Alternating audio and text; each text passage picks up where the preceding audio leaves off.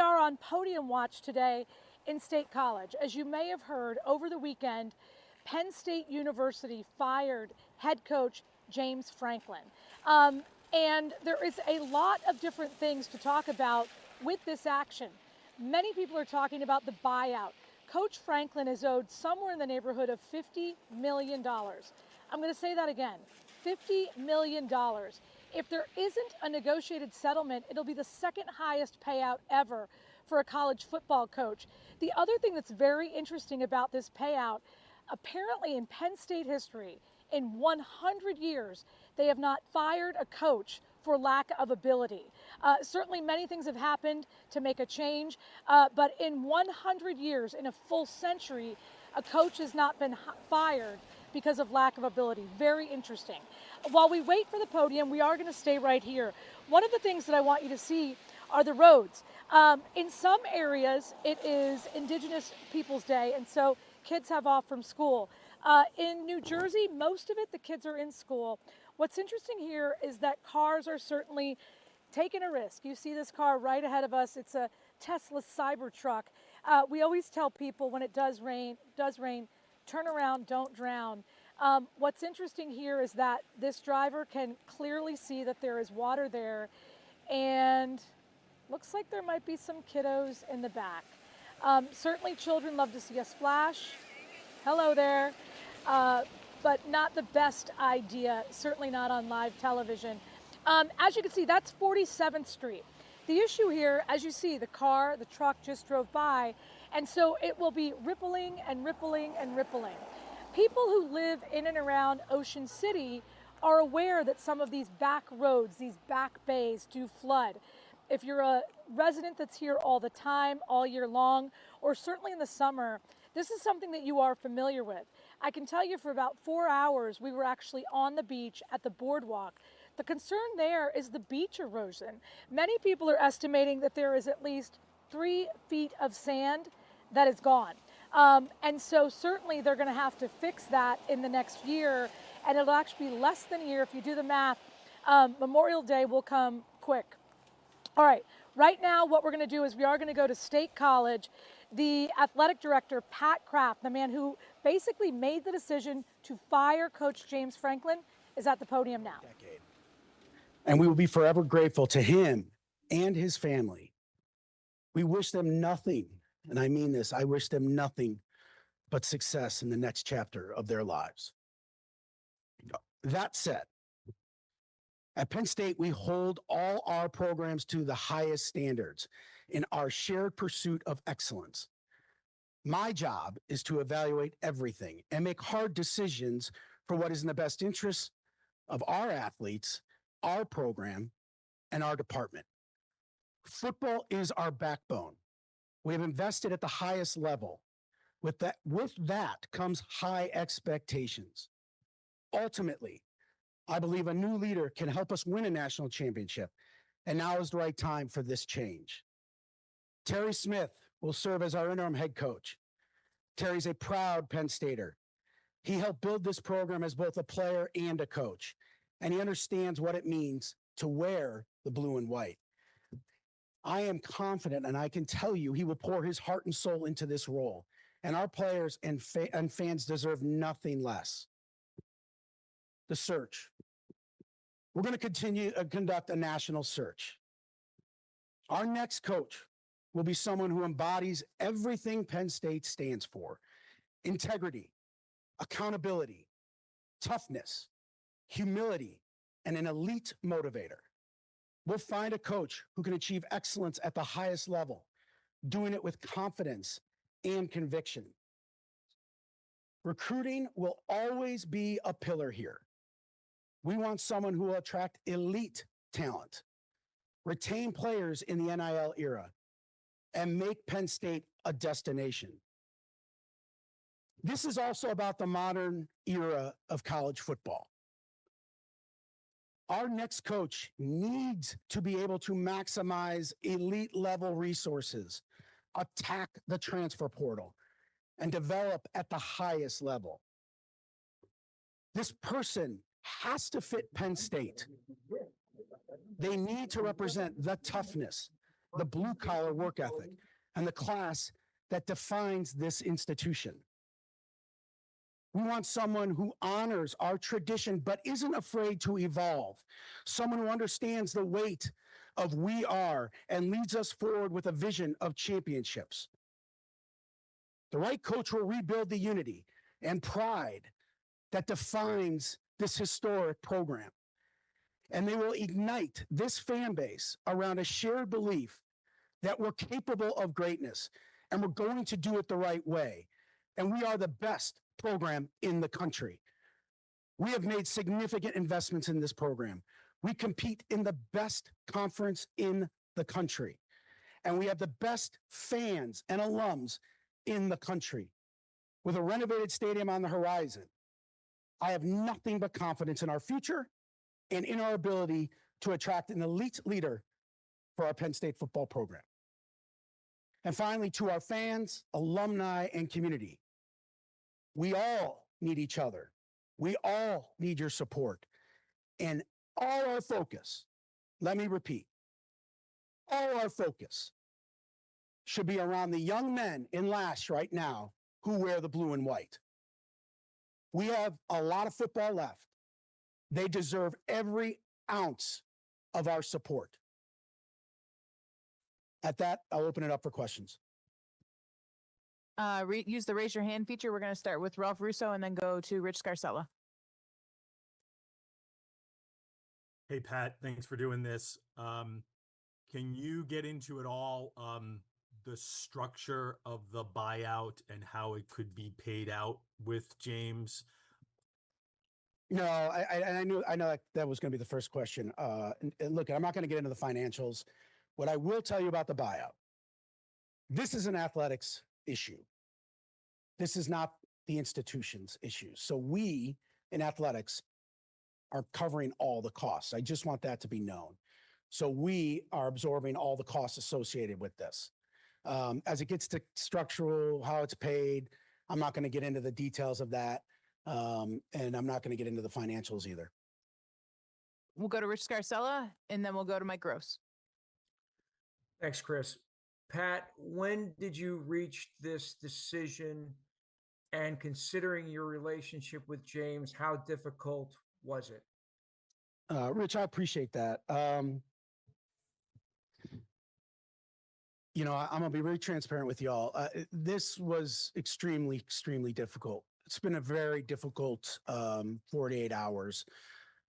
I felt after Saturday and sitting down and looking at everything that where we were and what was in the best interest of my kids, my student athletes, and my kids, meaning you guys know I call our athletes kids, my kids, and where the program was going.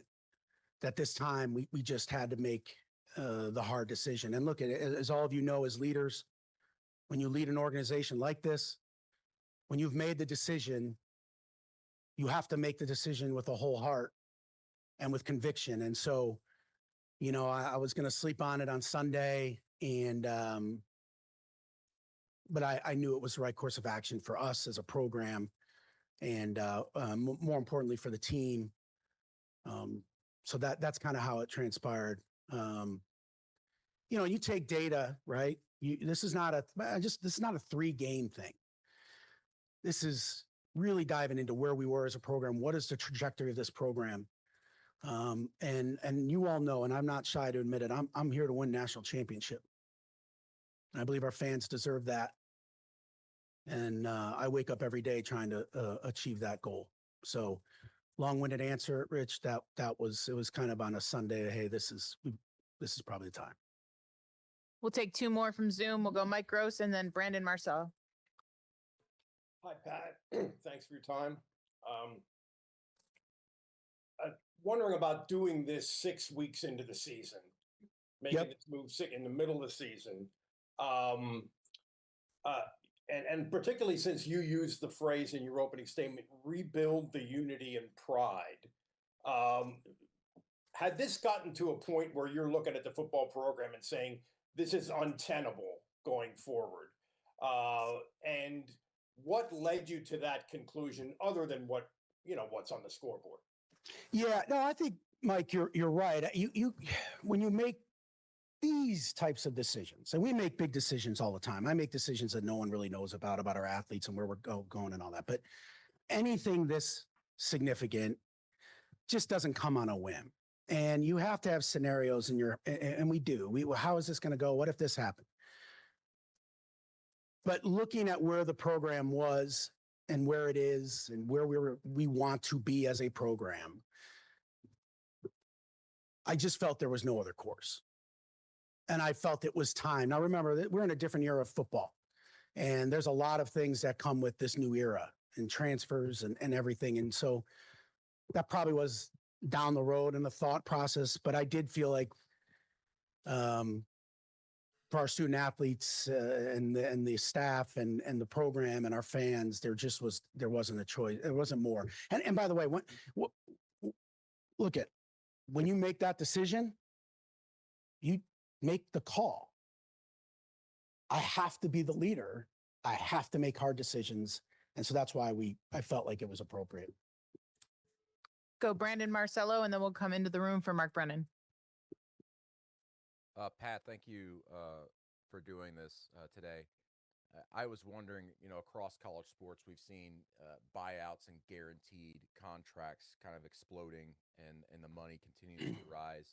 I was wondering, how will you kind of approach that when you go about looking at a new coach and hiring a new coach, especially with athletic departments across the country, and including your own, having to mind their money even more closely these days?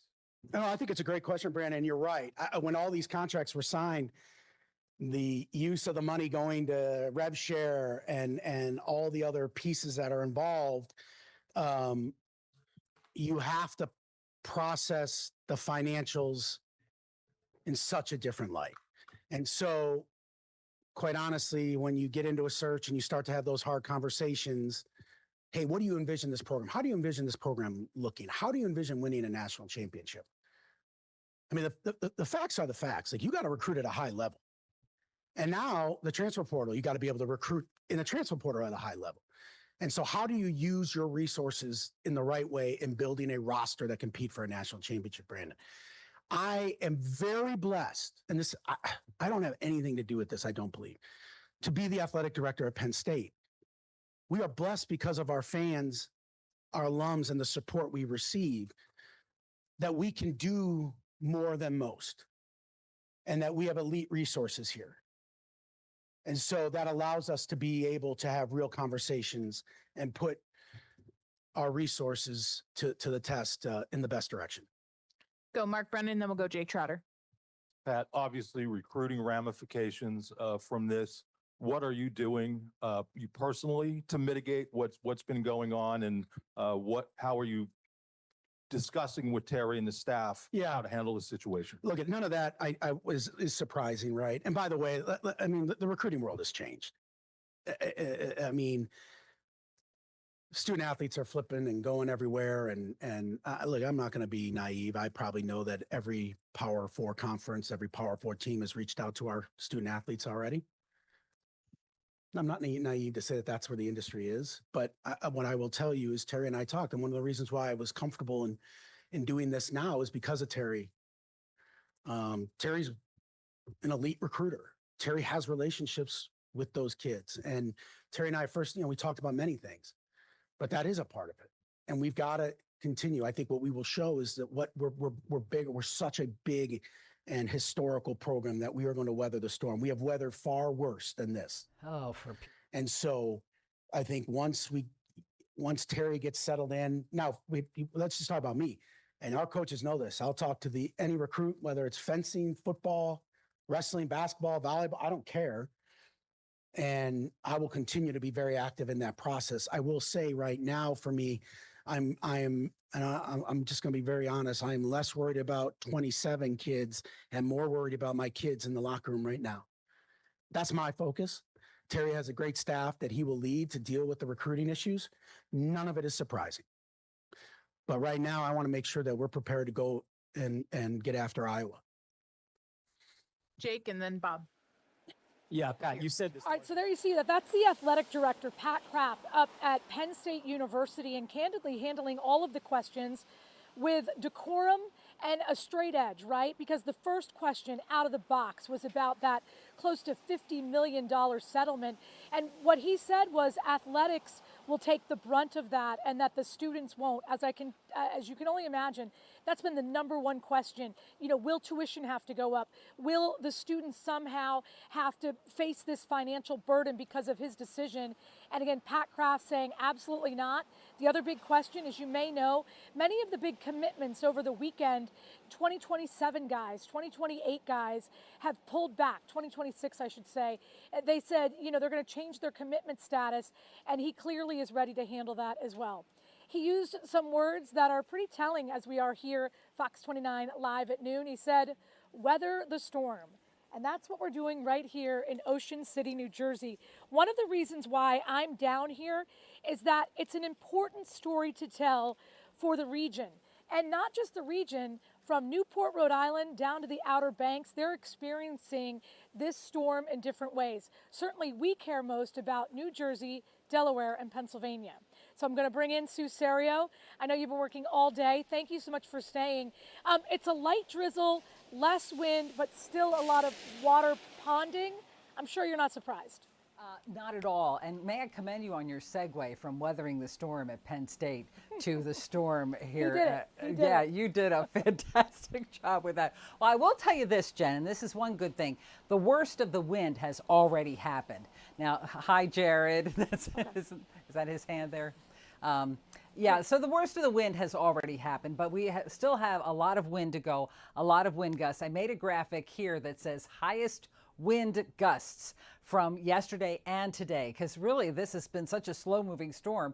It came in yesterday and it's still with us today and will be with us for the rest of the day. But during that time, Avalon, New Jersey, 60-mile-an-hour wind gust. Atlantic City, 56 miles an hour. South Bethany Beach, 55 miles an hour. Ocean City, 50 miles an hour. North Wildwood recorded 46 miles an hour. And Philly International, we had a peak wind gust of 46 miles an hour as well. Now I'm going to just go to the next graphic on our on our little look at this. This is Wilmington, Delaware. It's very cloudy, it's very windy, but not as windy as it has been. So the winds are slowly getting a little bit better. We had some problems with visibility earlier, and as the winds die down, that may continue where you just have reduced visibility. But look at this. This is what's going on down the street from us here at Market Street. That's at 5th and Market, and we have a parade going on, and you see the flags blowing in the wind. It doesn't matter. Folks are having a great time out there, as you heard with Greg Payne a few minutes earlier. 58 degrees right now in Philadelphia with a 15-mile-an-hour wind, and there it is. There's the nor'easter. It has barely moved since this morning, but I will tell you this, when it did move, it moved further inland. But the thing about this storm, and we haven't seen this with a lot of nor'easters, especially when we get them in the winter, that's when we get high amounts of snow. But that has not been the case for us for this particular storm. It's been on and off, mostly nuisance showers, and you can see that it's still pushing a lot of that wind inland, and that's what's causing the flooding. It's the wind more than the rain. We have not seen astronomical rainfall totals. So this is what you need to know. The coastal flood warning goes through the night tonight till about 11 p.m. And all these areas that are included, all of Delaware, most of southern New Jersey. And then when you get into the Philadelphia area, we have a coastal flood advisory that's in effect through tonight, because the effects with flooding linger long after the storm is ended. So our wind gusts right now are 29 miles an hour in Philadelphia. That's pretty windy. You just saw that when you showed you the picture of the parade. 23 miles an hour Atlantic City, 28 miles an hour in Trenton. This is not the worst it has been, but I can say that it'll probably stay this way for the next couple of hours. Today's high already happened, 60 degrees, winds gusting as high as 30 miles an hour throughout the afternoon, and on and off rain, and the puddles that you're seeing there, Jen, in Ocean City, New Jersey. So that I don't think it'll get any worse. I definitely know it won't get any worse as this storm slowly pulls away. And it will get better by tomorrow, but the breezes will be lingering through tomorrow as well. So even though the rain will stop and the storm will pull away, we'll still have some gusty winds tomorrow and even on Wednesday. But that'll help dry things out for us, right? All right. Yeah, absolutely. Sue, thank you so much. Get home. Get home helps. safely. We do appreciate your help. High tide here about 2:08. So thank you. We'll see you tomorrow morning bright and early. And, you know, she just talked about this. You can see what's happening after the storm. You look right here. Clearly, the water went up into this garage. I can tell you in a lot of the houses in and around Ocean City, they had the garage door just a little bit up. They do have a way where the water can go straight through on the basement level, or I should say on the ground level. But clearly the water really, and you see a gentleman behind me raking some of the debris. We're going to be talking about weather the entire hour. The other thing we're talking about, of course, Penn State and that big parade happening near you guys in in Old City, Philadelphia. We're going to dip to a break and come right back.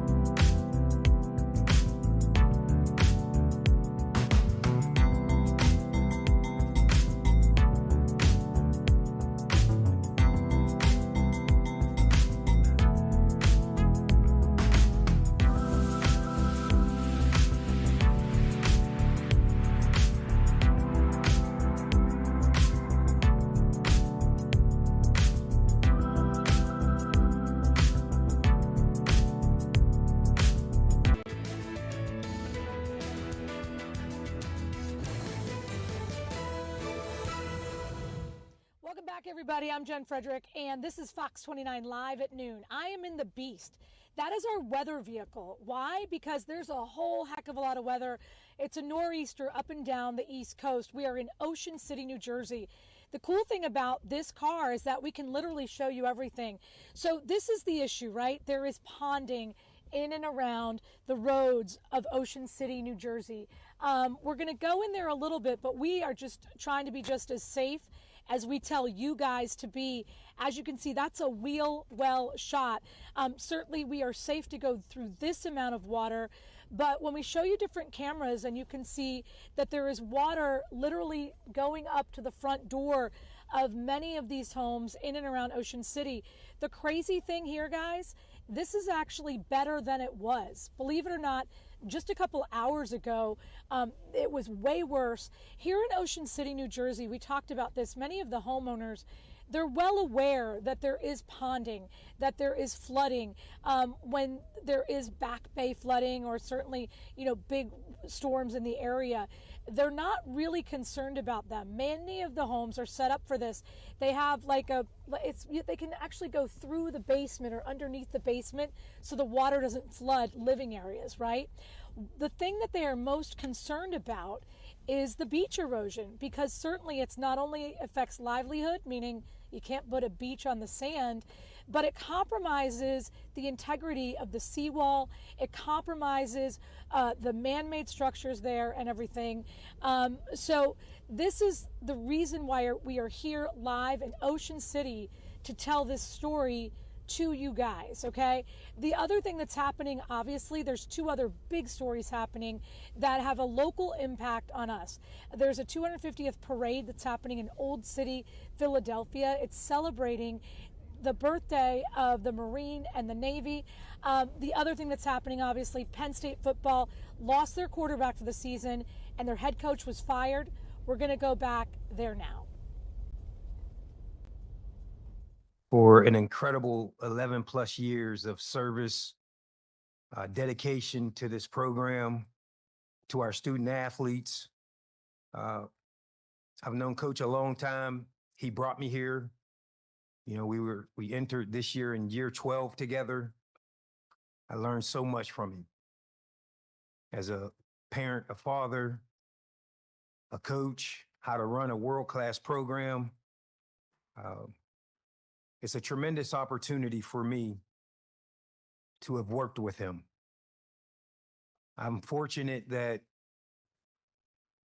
I played for Coach Paterno, and now I play for another very successful coach here at Penn State in Coach Franklin. As for me, I appreciate the opportunity from Pat Kraft and administration that they entrust in me to lead this program forward. Penn State holds a dear place in my heart. I'm a third generation Penn Stater. My dad sits up top. He's a 68 grad. I'm a 91 grad. My son's a 07 grad. My daughter graduated here recently. I call this place home. I love this place. I love the blue and the white. I'm proud to be sitting in front of you. For our program, we need to stick together, stay focused, keep the standard the standard. Nothing changes when it comes to the expectation, as Pat alluded to earlier. We need to get back to enjoying ball, being tough, gritty, and passionate. Our players and staff will respond with great energy this week as I'm excited for the opportunity to lead everyone in the Lash building. The players, staff, and myself are going to continue to represent Penn State with the pride. We will continue to do it the right way. With that, I'll open up to questions. All right, we're going to start with Zoom. Let's go to Rich Garcella, followed by Johnny McGonigal. Thanks, Greg. Terry, thank you. Appreciate this. Can you describe your reaction when you learned about Pat's decision? How did you find out? And have you spoken to James since? Yeah, I found out Sunday afternoon. We had a team meeting scheduled at 1:45. I probably found out at 1:20-ish. I was stunned, like most people in the building, most people around the country. I was fortunate to speak with Coach Franklin last night. It was a heartfelt conversation. I just wanted to express my gratitude and thankfulness for him and all that he's done for me, my family, and this program. He took us out of a dark era and got us to be a relevant program again. And we don't take that for granted. Let's go to Johnny McGonigal and then Devin Jackson. Terry, thanks for the time. Over the last 24 hours, we've seen players, past and present, sharing their emotions, their feelings on James's firing on social media and otherwise. How would you describe the temperature of the team and of the locker room and how you guys move forward from that? Yeah, the temperament is, there's guys that are shocked that it happened. We didn't anticipate this. The staff, we didn't anticipate this, but it has happened.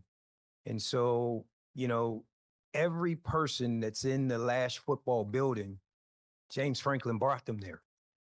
From the coaches to the staff to all the personnel in the building. He brought every one of us there. So there's an attachment to him. There's a sense of loyalty to him. Now it's my job to press us forward. It's my job for us to be where our feet are, be grounded right here, and be able to represent Penn State in a proud fashion. We've got to get our grittiness back, our toughness, our swag, and most importantly, we got to go have fun. Enjoy playing the game of football. We'll go to Devin Jackson with the Philadelphia Inquirer, and then we'll go to Mark. There you go. That's the interim head coach, Terry Smith, revealing that he basically learned about all of this about 20 minutes before a team meeting. Interestingly, most of the questions are asking about how he feels about the decision.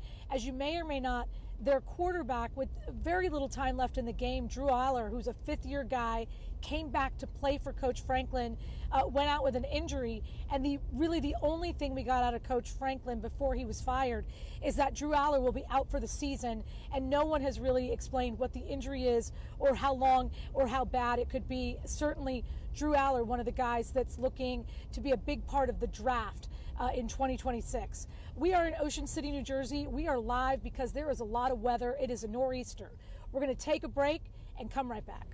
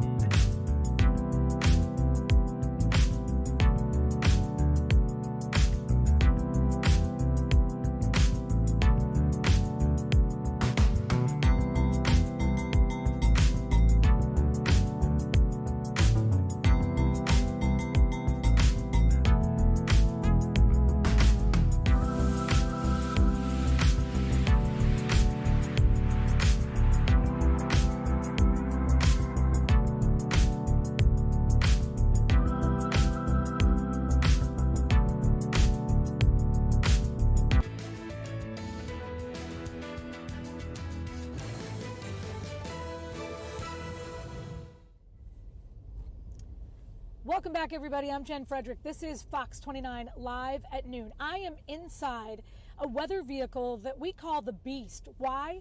Because it can give you every angle that you need live when there is a storm, and certainly we're in the thick of a nor'easter. Again, I'm in Ocean City, New Jersey. We have another camera in Ocean City, New Jersey, because there's a lot of beach erosion. The other thing that's happening live at this hour, interim head coach of Penn State Football, Terry Smith, is talking. Certainly we're going to go back to that as well. The other thing that's happening at this hour, 23-year-old Kata Scott has been missing. Remember, this is a young woman who has completely disappeared. No cell phone, no activity. She used to be very, very active on social media. There's a vigil happening now. Kelly Rule is there. Kelly, good afternoon to you. Good afternoon, Jen. So unfortunately, with the weather, there is not a big turnout here right now, but we do have a community member that organized this that said that, she just felt like she couldn't just sit around and not help out. So she's in touch with the family. She told them to just kind of stay home and rest today. And she came out, and her goal, she said, is to try to drive from. We were at the terrace at Chestnut Hill, which is a senior living facility, and this is where Kata worked and where she was last seen on October 4th. We know that she reported to work here, and it was after that that she disappeared. So she wanted to come back here today and kind of drive around this area and look at possible routes of how someone would get from this location to the Albury Arboretum. Now, you'll recall that's where police had a massive search on Friday on the ground, the Marine unit in the water as well. And unfortunately, there was no sign of Kada. And I am told from law enforcement sources today that was where her phone last pinged before it went off.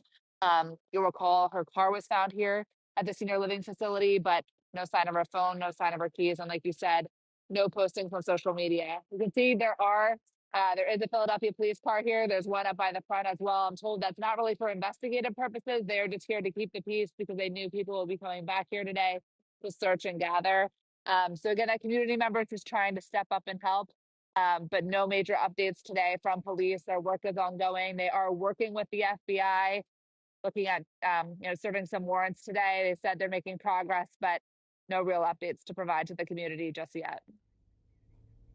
So, Kelly, I believe this is true. When it pings, it's either you can receive or send, right? So when these cell phones ping, it can be someone calling in as just as much as it can be someone calling out.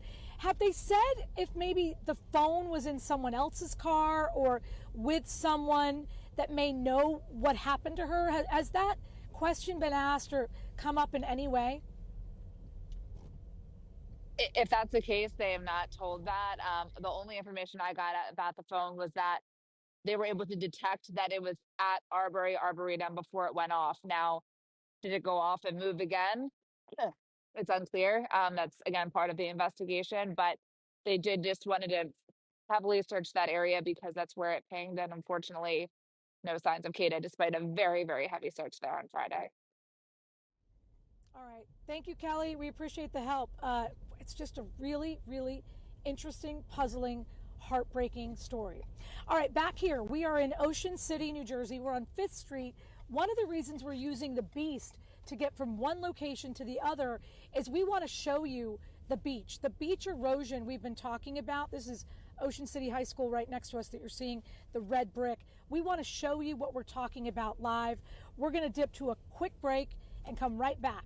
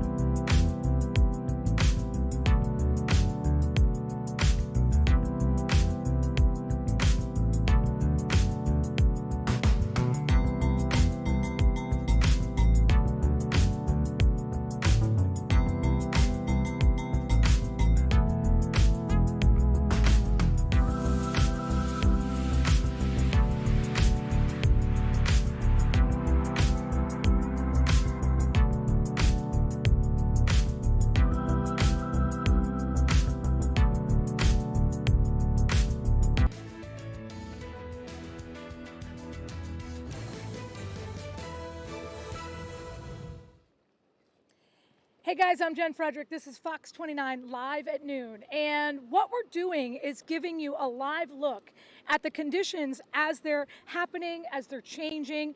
We wanted to walk you over to the boardwalk. Why? Because we really want you to see the beach erosion that's happening. Certainly we showed you a little bit of what's happening near the homes, near the streets, all of that.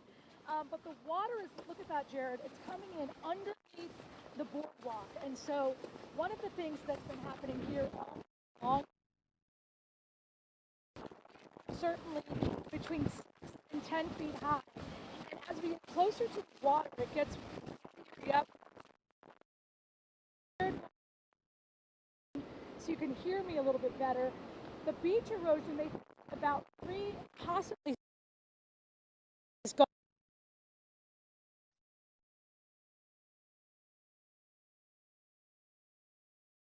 So one of the things we're going to do is check in with Jeff.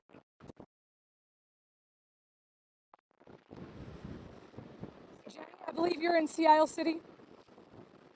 Hi, Jen. Yes, so we are live here in Sea Isle, and I want to show you behind me here. Look at all of this flooding. So this is 34th and Landis Avenue in Sea Isle City. Look at that car that's kind of trapped in the water down there. It looks like it's up into the wheel well a bit. This is prior to high tide. We are expecting high tide in Sea Isle to happen between 1:30 and 2 p.m. And I was told, you know, I actually have an aunt and uncle who live here year round, and they were texting me a little bit and said certain parts of Sea Isle City are experiencing some pretty strong, severe flooding. So this is one of the spots that we found. We are right between the ocean and the Bay Area. And again, high tide is not until between 1:30 and 2. Right now, in terms of conditions, I mean, there is, you know, there's some wind and there's some steady rainfall. It's not terribly heavy, but it's consistent, and I think it's more along the lines of what you guys have been experiencing all day.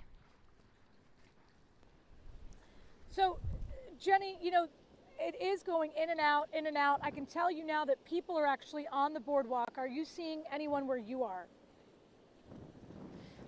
Well, here's this man off to the right.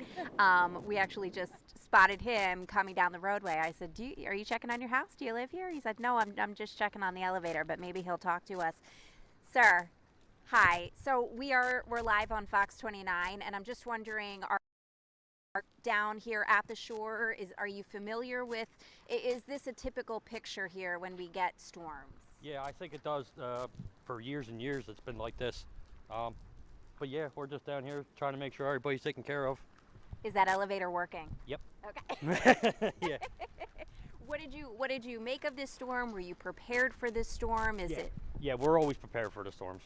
We take care of everybody, make sure all the pumps are working ahead of time, and everything gets taken care of. Now, looking at that radar, it was a scary image on that radar. How do you think things have evolved over the last 24 hours? I mean, has it been bad in certain areas? Well, to be honest with you, I haven't been out since yesterday. Today's the first day I went out, but I heard Wildwood was flooded. Now it looks like here is flooded. Yep. Okay. And where do you live? I live over in Lake Stratford area. Okay. So I'm not from down here. Okay, you're not. Okay, so yeah, so you came down to just check on things. Yep. All right. Doing the work. I'm glad you're safe. I saw you coming down the roadway. I was like, uh-oh, no, I hope he's not going to try to get No, I wasn't going through that. I already see the car over there getting ready to float. I know. Well, thank you so much for chatting with us. We appreciate it. Jen, back to you. Thank you, babe. Thank you. All right, so yeah, one of the things that we've been doing is looking at this. I mean, the water is just coming up and coming up. And as that happens, a significant amount of beach erosion is happening. I'm going to walk around here because these guys are kind of checking it out as well. Again, when we were here at about 6 a.m. this morning, the EMTs and the beach patrol were most concerned about beach erosion. They weren't super concerned about what's going on. Good afternoon. Hi, how are you? I'm good. So when you look at this beach erosion, I know that's one of the big things that people are disappointed to see. Yes, definitely. Everybody loves the beach in Ocean City. It's always one of the top beaches in the country and here in New Jersey. So when we see this happen, it's it's very sad. Yeah, I mean, it's a surfer's paradise, even though no one's allowed to surf right now. But you think about where the water is where people would be putting their chairs, they'd be eating, they'd be fighting the seagulls for their sandwiches, right? I mean, this is going to be a big blow to tourism looking at all this erosion. You know, we took a big hit after Aaron, and the city did a great job cleaning everything up and getting the beaches back ready for everybody. So the fact that we're in the off season now, I'm confident the city will have everything back to where it needs to be by the time people are coming here to enjoy the beach again. I love it. All right, good luck. Thank you, I Stay appreciate safe. it. Yeah, you too. So yeah, guys, just to look around, see that little cliff of where the sand has come down. I was standing there earlier today, and so that you could see, it's like about 6 to 7 feet, and you see this, the waves just crashing against that area, and when they do that, they take a ton of sand back into the ocean. And that is really what, again, the authorities were most concerned with, because certainly that's a big lift to try to replace feet and feet of sand. And it's something that obviously everyone would want done, you know, in time for summer next year.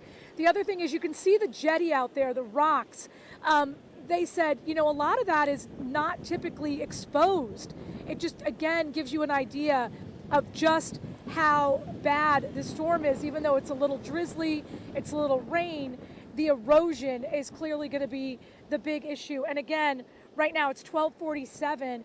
We don't expect high tide here until 2:08. So we are nowhere near that. And then when you look out there, the just massive waves, everyone here has said typically this time of year, the waves are 1 to 3 feet. We look out, and by all estimates, it's at least 6, maybe 6 to 10 feet. So again, this is Ocean City, New Jersey. It's just part of the nor'easter that is just slamming in to the east coast of the United States. And again, we're at October 13th. So certainly plenty of more time for these storms to come. All right, what we're going to do is we are going to take just a quick break, a little bit of a reset. Fox 29 live at noon. We'll be back in 2 minutes.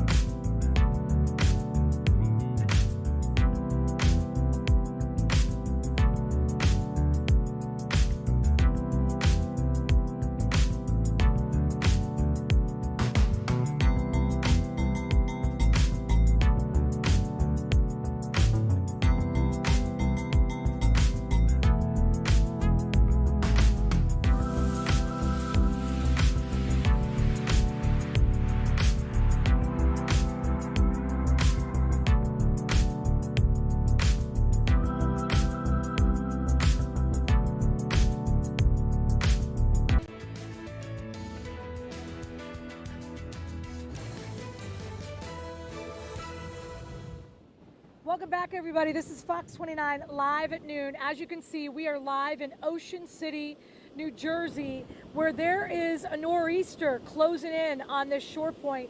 One of the things that Jared's trying to show you live right now, when these waves crash in, they take a heck of a lot of sand with them, and that is a big issue. Beach erosion is a multi-million-dollar problem, not just here in Ocean City, but up and down the coast. We have Chelsea Torres with us. She too is talking about the financial impact of this storm. She's in Newport, Rhode Island this afternoon. Good afternoon to you, Chelsea. Hey, yeah, good afternoon, Jennifer. Well, I can kind of tell you, I mean, what we've noticed just in the past 24 hours. Yesterday, it was raining all day, and there really wasn't much of a strong wind. Today, though, it's been gusty winds throughout the morning and afternoon, and the rain actually hadn't started up until about an hour or so ago, and now it's really starting to come right at my face now. And I'm going to show you the marina here. If you look a little further out, it's actually looking pretty soupy, pretty hazy because of this mist and the rain that's coming in. You'll notice some of these boats kind of rocking and swaying a little bit with these gusts of winds. Even earlier today, we heard some whistling from a lot of these boats just because of how strong that wind was. But, you know, we even talked to one gentleman who's from Connecticut, and he said, we've dealt with these nor'easters before. It's all about just keeping an eye on your local news, seeing what's going on. But he also talked to us about the fact that you got to anchor these boats down, especially when you have big storms coming through. You can see some of them have been double lined in order to protect if there's any type of surge or high tides or issues associated with the wind or gale. So we've been pretty lucky. And I even spoke to a woman from Minnesota, and she was basically saying the same thing. She said, this is nothing, and it feels just fine to me, although a woman from Nevada had told me that it's way too cold for her to be outside. But when I say that, you can kind of see right now, people are out and about. Young kids are out here. People are going to get coffee, going to get lunch, breakfast. People are still kind of trying to enjoy this holiday day that they have while they're here, even despite the weather. I'll tell you, the only family I've really talked to that just couldn't handle it was a family from Texas, and they said, you know, we were here visiting for a couple days. They were supposed to leave today, but because they had never dealt with a nor'easter before and they didn't know what was going to happen, they decided to take a red-eye last night. So really, the big question now is if this rain is going to kick up a little bit more, and if these winds are going to stay strong gusts, and if we're going to see those kick up as well. Jennifer? Thank you so much, Chelsea. Stay safe out there, all right? It's only just the beginning, I imagine. All right, back here in Ocean City, New Jersey, she mentioned it. The tides are really a big issue when it comes to destruction and what happens during a nor'easter. Right now, it is 12:53. High tide is not expected here until about 2:08. So a little bit more than an hour from now, an hour and 20 minutes. I can tell you this, we were here at 6 o'clock in the morning, and it certainly did not look like this. Jared's going to show you, do you see that part of a wooden fence now dangling? Just at about 6 o'clock this morning, that post of a fence was covered with sand. Not just covered with sand, covered in sand from the base there all the way up until where those people are standing, which I estimated at about 6 o'clock this morning to be at least 6 feet, potentially 7 feet high. So this is when we talk about beach erosion, the real impact, the real detriment when it comes to these storms. It may look like it's just drizzling. Certainly it's windy. The waves, as you can see, are very, very high. But when the water comes in and takes the sand with it, it compromises everything. Man-made structures as well as the natural seawalls. And certainly towns like Ocean City, New Jersey have a plan to take care of erosion, but certainly it's not cheap, right? And it takes a lot of time. Many times these projects are planned years and years in advance. And certainly when you see the boardwalk is right here, this time in the summer 2026, there will be tourists who want to sit there. Interestingly, Chelsea was talking about the fact that there were people out and about walking. Obviously, we're seeing the same type of thing here. Some school districts do have the day off. Hello, can we say hi to you real quick? Come on up here. Some schools don't. You wonder what will happen in the days to come. Good afternoon. Because I had an interview with your other Fox. Oh, okay. Where are you from? Ocean City. Okay, what are you thinking of this? I love it. I love it. You I like just a told the storm? other people, I love the storm. I love it. Are you worried about the beach erosion? Oh, do you see it? Yeah. Oh, that's crazy. I know. I've been checking that since I've been down here in the summertime in the beginning, it was out there and up, not back here and up. Right, So, it's come in quite a bit. yes, it is, yes. All right, well, stay safe, All right, thank okay. you so much. And look at this. The water is just coming in right underneath the boardwalk. And guys, I can tell you, this boardwalk's pretty high. So these are some of the impacts of a nor'easter. This is why we come down here to tell these stories. Certainly, we wish he wasn't standing right there, but what are you going to do? And again, I can't show this enough. That piece of the fence, the wooden post right there, that right now is just dangling in the wind. And just a couple of hours ago, when we were here earlier, it was well covered by the sand. So when we talk about beach erosion, you see it live in real time, and you understand why these townships have to spend so much money, so much time, so much manpower, making sure that these seawalls are protected. You just feel for the people who live and work in and around these areas. So again, if you're wondering where we are close to Ocean City High School. So this is the boardwalk. Obviously earlier this morning there wasn't a ton of people out, but now people are curious. They kind of want to see what's happening. We did see a couple of surfers earlier today. I don't think they're allowed, and certainly let's walk over to the water.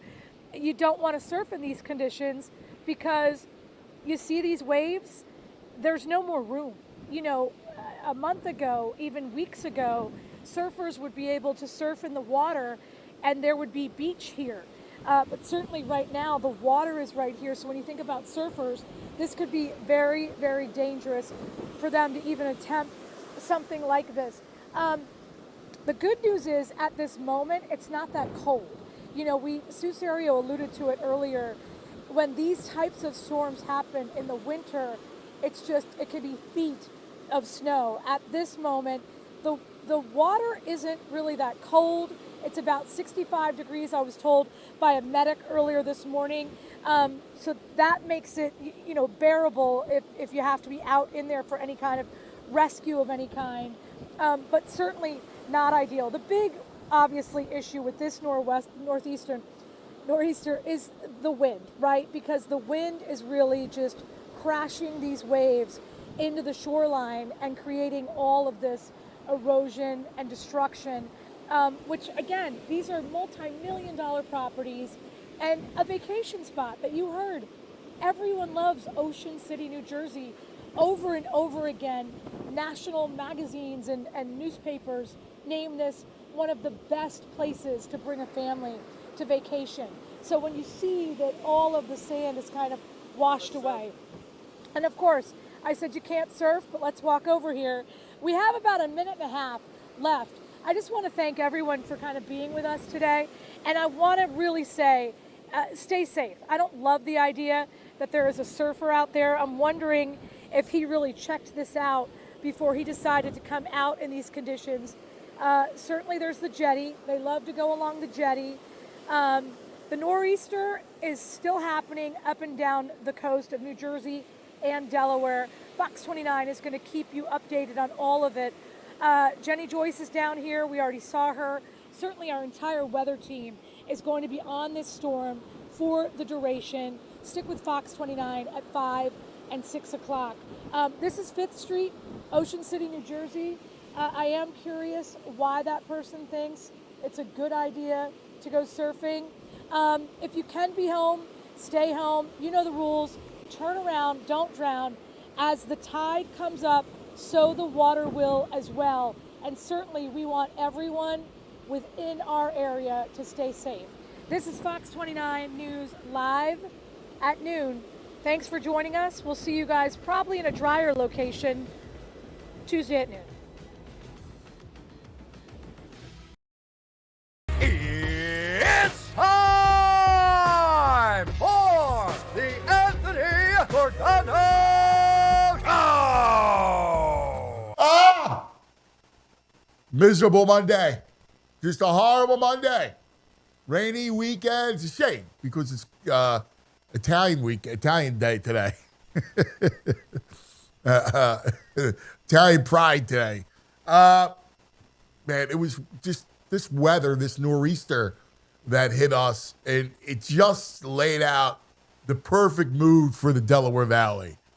Because as you laid around yesterday indoors with nothing to watch but the NFL, you couldn't help yourself. And you watched the games,